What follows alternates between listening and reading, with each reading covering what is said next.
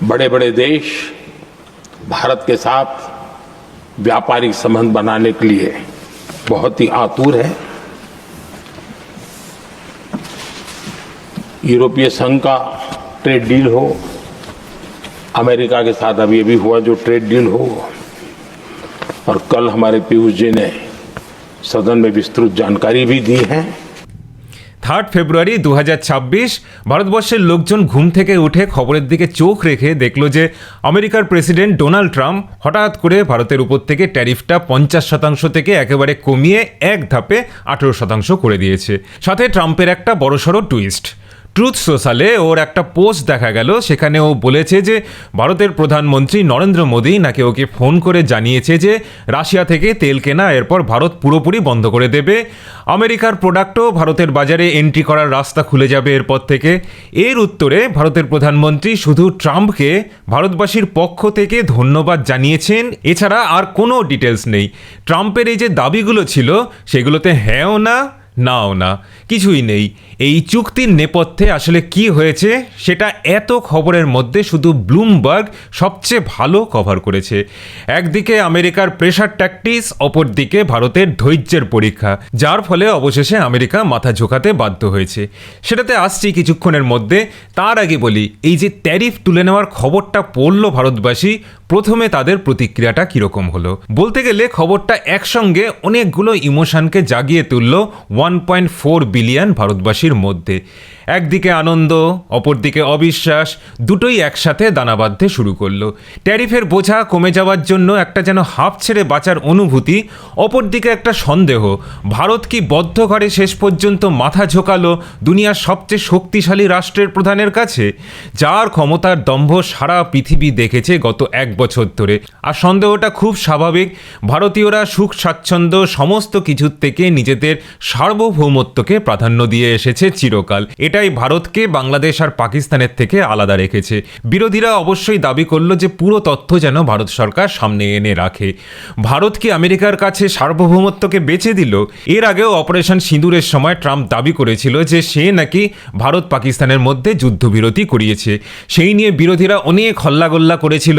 ভারত কিন্তু দেশের ভেতরে এবং বাইরে একটাই স্ট্যান্ড বজায় রেখেছে, এই যুদ্ধবিরতিতে আমেরিকার কোনো ভূমিকা ছিল না, এটাই ভারত চিরকাল বলে এসছে। বিদেশ নীতি আর আভ্যন্তরীণ রাজনীতি এই দুটোতে কখন কতটা তথ্য পরিবেশন করা হবে আর কতটা হবে না, সেটা একটা চূড়ান্ত ভারসাম্য রক্ষার ব্যাপার। অপর পক্ষ থেকে উচ্চগ্রামে কথা বলছে মানেই যে এর উত্তরটাও উচ্চগ্রামে দিতে হবে এমনটা কিন্তু নয়।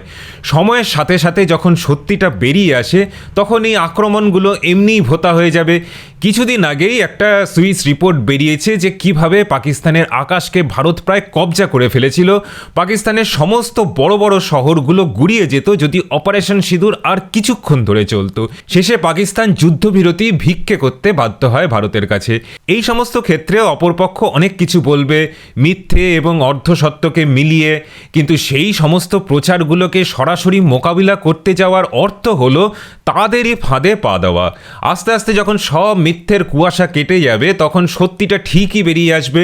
অর্থাৎ লড়াই শুধু যুদ্ধক্ষেত্রেতে নয়, ন্যারেটিভসেরও, আর সেখানে বুঝে শুনে কাজ করতে হয়। আজ সবাই জানে যে অপারেশন সিঁদুরে যুদ্ধবিরতি কিভাবে হয়েছিল। একজন সাধারণ আমেরিকানও বিশ্বাস করবে না যে ট্রাম্পের কথাতে ভারত যুদ্ধবিরতি করেছে। আর সেই আমেরিকান মিডিয়াম ব্লুমবার্গই বলছে যে কী কারণে আমেরিকা আজ ভারতের ওপর ট্যারিফ কমাতে রাজি হয়েছে। ঘটনার সূত্রপাত সেপ্টেম্বর 2025। এর কিছুদিন আগেই মোদি, পুটিন আর শিকে একসঙ্গে সারা দুনিয়া দেখেছে। সেই ঘটনা ছিল সারা পৃথিবীতে দেখানোর জন্য, কিন্তু সেই ঘটনার কিছুদিনের মধ্যেই সবার চোখের আড়ালে যেই ঘটনাটা ঘটল সেটা হলো যে ভারতের সিকিউরিটি অ্যাডভাইজার অজিত ডোভাল আমেরিকার বিদেশ মন্ত্রী মার্কো রুবিওকে বলেন যে ভারত কোনোভাবে কোনো চাপের মুখে কোনো দিন মাথা ঝোঁকাবে না।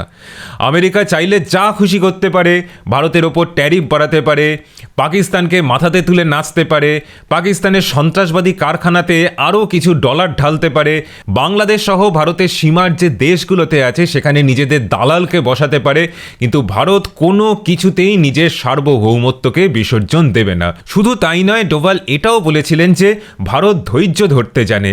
ট্রাম্প আর কতদিন, এরপরে তো নতুন রাষ্ট্রপতি আসবে, আর নতুন রাষ্ট্রপতিও যদি সেই একই রকমভাবে বৈষম্যমূলক আচরণ করে তখন ভারত পাকাপাকিভাবে অন্য রাস্তা দেখবে। ভারত সরকার যদিও এই খবরটাকে পুরোপুরি অস্বীকার করেছে। দরজার ওপাশে কি কি ঘটছে আমরা কোনো দিনই জানবো না, এরই নাম হলো কূটনীতি। কিন্তু ভারত যে চাপের মুখে নতি স্বীকার করতে রাজি নয় সেটা আমেরিকা হাড়ে হাড়ে বুঝে গেছিল, এটা অস্বীকার করার কোনো উপায় নেই। স্বাভাবিকভাবেই আমেরিকা ভালো চোখে দেখেনি ভারতের এই চোখে চোখ রেখে কথা বলাকে। পাকিস্তানের সাথে দেখিয়ে দেখিয়ে ফটো সেশন করেছে, আর মূর্খ পাকিস্তান ভেবেছে যে তাদের স্ট্যাটাস খুব বেড়ে গেল, বড়সড় পার্টিতে তাদের ডাক পড়ছে। বুঝতে পারেনি যে দাবার যে বড়ে থাকে পাকিস্তান তার থেকেও নিচু শ্রেণীর, ওদের ব্যবহার করা হচ্ছে আর ওরা সেটা হতে দিচ্ছে মহা আনন্দে। যাই হোক, ওদের কথা থাক, ওরা আমেরিকার পাপোশ হয়ে থাকুক। ফিরে আসি ভারতের কথাতে। ট্রাম্প এর মাঝে ভারতের ওপর 500% ট্যারিফের ভয়ও দেখালো, কিন্তু ভারত একদম এক জায়গাতে সোজা থাকলো। এর মধ্যে গ্রিনল্যান্ড নিয়ে আমেরিকার সাথে ইউরোপের সম্পর্কও চির ধরল। ইউরোপ বুঝলো যে ভারতের সঙ্গে বাণিজ্যিক সম্পর্ককে আরও মজবুত করা দরকার। ভারতের সাথে মুক্ত বাণিজ্য চুক্তি স্বাক্ষর করল ইউরোপ। আমেরিকা বুঝতে পারলো যে ধৈর্যের খেলাতে ভারত আমেরিকাকে হারিয়ে দিচ্ছে। আমেরিকার পায়ের তলা থেকে মাটি সরে আসছে। অনেক সময় বালির মধ্যে গাড়ির চাকা পড়লে দেখবেন যে চাকা যত জোরে চালানোর চেষ্টা করবেন তত বেশি করে চাকা মাটির ভেতর ঢুকে যাবে। আমেরিকার অবস্থা ঠিক সেই রকম, যত লম্ফঝম্প করছে তত পায়ের তলা থেকে মাটি আলগা হয়ে যাচ্ছে আমেরিকার। আর ভারত কিছু না করে শুধু ধৈর্য ধরে দেখে যাচ্ছে আর সময়ের সদ্ব্যবহার করে যাচ্ছে। আমেরিকার যখন সেন্স ফিরবে তখন আলোচনাতে বসা যাবে। এই মুহূর্তে ক্ষমতার দম্ভে আমেরিকা পাগল হয়ে গেছে। পাগলের সাথে কথা বলার কোনো মানেই হয় না। আর এখানেই বলছি, এই যে ভারত আমেরিকা ট্রেড ডিল বলা হচ্ছে এটাকে, আমার মনে হয় এটা এখনও একদম ফাইনাল স্টেজে নয়, হয়তো 90% হয়ে আছে, কিন্তু পুরোটা এখনো তৈরি হয়নি। ভারতের বাণিজ্যমন্ত্রী পীযূষ গোয়েল গত সপ্তাহে সংসদে বলেছিলেন যে প্রাথমিক একটা জয়েন্ট মিডিয়া ব্রিফিং হবে আর কিছুদিনের মধ্যে, আর সেটা অবশেষে হয়েছে 7 তারিখ সকালে, যেটাকে বলা হচ্ছে ইন্টারিম ফ্রেমওয়ার্ক। অর্থাৎ একটা খাঁচা তৈরি হয়েছে, এরপর বাকিটা হবে। এই বছরের মার্চের দিকে হয়তো এই ট্রেড ডিল একদম ফাইনাল চেহারা নেবে। এই ইন্টারিম ফ্রেমওয়ার্কে রাশিয়ার তেল কেনাবেচা বন্ধ করার ব্যাপারে কোনো উল্লেখ কিন্তু নেই। আমার দৃঢ় ধারণা, পরে মিলিয়ে নেবেন, যে ভারত আমেরিকার কাছে শর্ত রেখেছিল যে আগে ট্যারিফ কমুক, তারপর আলোচনার টেবিলে সব কিছু ফাইনাল হবে। মানে ট্যারিফ কমানোটা হলো পূর্ব শর্ত। সব আলোচনা হয়ে যাবে, তারপর ট্রাম্প দরদাম করবে, খুশি হলে তারপর ট্রাম্প ট্যারিফ কমাবে, ও সব চলবে না। সাউথ কোরিয়ার সাথে ট্রাম্প এই জিনিসটাই করেছিল, ভারত সেই সব করতে দেয়নি। ভারতের স্ট্যান্ড ছিল একদম পরিষ্কার, আগে ট্যারিফ কমাও, তারপর আমরা আলোচনাকে ফাইনালের দিকে নিয়ে যাব। আর ট্রাম্পের এখানে কিছু করারও নেই, কারণ যেই দেশকে 500% ট্যারিফের ভয় দেখিয়েও ঘাড় নিচু করানো যায়নি, সেই দেশ কোনো কিছুতেই ঘাড় নিচু করবে না। আর চীনের মতো ভারত পাল্টা ট্যারিফও কিন্তু হাঁকাবে না আমেরিকার ওপর, কারণ ভারত জানে যে এই ট্যারিফ যুদ্ধ একটা ডাবল এজেড সোর্ড, দুদিকেই কাটবে। তাই আমেরিকার ওপর পাল্টা ট্যারিফ হাঁকালে সেটা আমেরিকার সাথে সাথে ভারতেরও ক্ষতি করবে, তাই ভারত সেই পথেও যাবে না।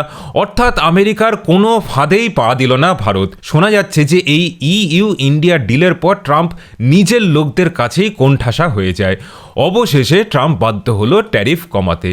এর পেছনে ভারতের নবনিযুক্ত আমেরিকার রাষ্ট্রদূত সার্জিও গোরের কথাও বলতে হয়। আমার মনে হয় এই লোকটার একটু বাস্তব বুদ্ধি আছে, বাকিদের থেকে একটু হলেও বেশি। ট্রাম্পকে বোঝাতে বাধ্য হয়েছে। এইবার জিজ্ঞেস করতে পারেন যে আমি এগুলো কি করে জানলাম যে এখনও এই ট্রেড ডিলটা ফাইনাল হয়নি। দেখুন, একটা ট্রেড ডিল যখন শেষ হয়, দুই দেশের মধ্যে একটা জয়েন্ট মিডিয়া ব্রিফিং হয়, প্রধান প্রধান পয়েন্টগুলো নিয়ে সেখানে আলোচনা হয়। ইউর সাথে, ইউকের সাথে, সব ক্ষেত্রে হয়েছে। ইউএসের সঙ্গে এই ট্রেড ডিলটা এতদিন ধরে বাকি পড়ে আছে, গত 1 বছর ধরে একদম খবরের শিরোনামে ছিল। আর সেক্ষেত্রে ইউএসের সঙ্গে ইন্ডিয়ার যদি ট্রেড ডিল হয়েই যায়, সেটা একটা মিডিয়া ব্রিফিং হবে না, এটা হতেই পারে না। আপনারা কি ভাবছেন, এই যে ভারতের জনসাধারণের মধ্যে এই ডিলটা নিয়ে এত উৎসাহ, উৎসাহ আমেরিকাতে সেরকম নেই। ওখানের লোকজন কি একই রকম আগ্রহী নয় যে ট্রাম্প হঠাৎ করে কেন ট্যারিফটা কমালো? ট্রাম্পের কথা ওদের দেশের লোকজনও বিশ্বাস করে না। যতক্ষণ না সরকারিভাবে ঘোষণা হচ্ছে ততক্ষণ ট্রাম্প সমাজ মাধ্যমে কি বলল সেটা কোনো আমেরিকানই বিশ্বাস করে না। আর বিশ্বের অন্য কোনো দেশের লোকজন তো নয়।